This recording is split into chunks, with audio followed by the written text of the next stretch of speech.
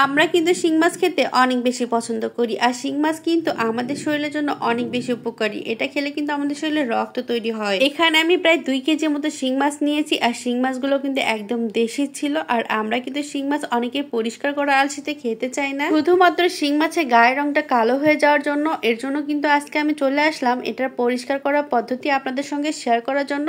খুবই সহজ এবং ইউনিক একটা পদ্ধতি, আপনারা যে কেউ চাইলে এই পদ্ধতিটা ব্যবহার করতে পারবেন। প্রথমে আমি শিং মাছগুলোকে সুন্দর করে কেটে নিয়েছি, আর এটাকে পরিষ্কার করার জন্য এখানে আমি দেখেন পেঁপের ছাল নিয়েছি, মানে পেঁপেটাকে সুন্দর করে ছিলে এটা চোচা নিয়েছি। এখন আমি সুন্দর করে একটা ব্লেন্ডার জারের মধ্যে এটাকে দিয়ে দিয়েছি এবং একটু করে পানি দিয়ে দিলাম এটাকে সুন্দর করে ব্লেন্ড করার জন্য। এখন আমি সুন্দর করে ব্লেন্ড করে নিয়ে আসছি। দেখেন থিকনেসটা ঠিক এরকম হয়েছে।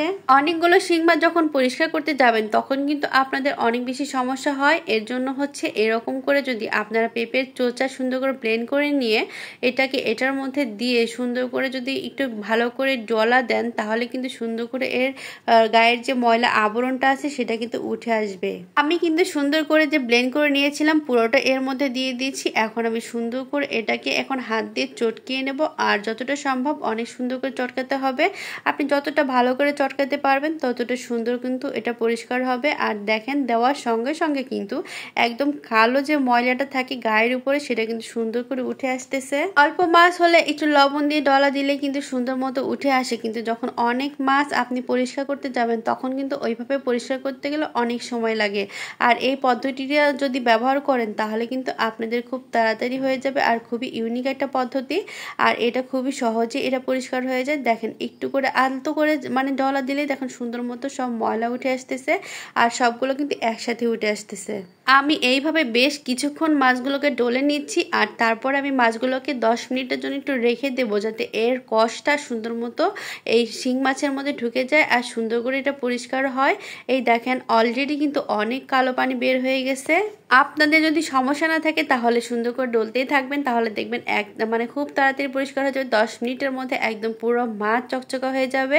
আর যাদের কাছে সময় আছে তারা যদি এতক্ষণ ডলতে না চান তাহলে আপনারা সুন্দর করে মাছের মধ্যে এটা দিয়ে কিছুক্ষণ রেখে দিবেন, প্রায় 10 থেকে 15 মিনিট রেখে দিয়ে সুন্দর করে এটাকে আবার ডলে নেবেন, দেখবেন সুন্দর মতো পরিষ্কার হয়ে যাবে। এখন দেখেন আমি সুন্দর করে এটাকে রেখে দিয়েছিলাম 10 মিনিটের জন্য। পরে দেখেন আমি যে একটু আলতো করে হাত দিয়ে করতেছি, পরে দেখেন সুন্দর করে এই যে কত সুন্দর করে ময়লাটা উঠে আসছে। এইভাবে আপনারা কিন্তু টেকনিকটা ফলো করতে পারেন। অনেকে অনেক ধরনের টেকনিক ফলো করেন, তবে এইরকমভাবে ফলো করলেও কিন্তু এত সুন্দরভাবে ময়লা খুব তাড়াতাড়ি উঠানো যায়। বেশি সময় লাগে না, মাত্র 10 মিনিট। এই দেখেন 10 মিনিটের মধ্যে কিন্তু আমার মাছটা একদম পরিষ্কার হয়ে গেছে। আর আপনারা যখন রান্না করবেন তখন আর একটু সুন্দর করে একটু ডলা দিয়ে ধুয়ে নেবেন, তাহলে দেখবেন যে অনেক পরিষ্কার হয়ে গেছে। আমি কিন্তু একবার সবগুলো এভাবে ধুয়ে নিয়েছি, আর রান্নার আগে যেটুকু রান্না করব সেটুকু দেখেন আবারও পরিষ্কার করে নিয়েছি। কেমন হয়েছে?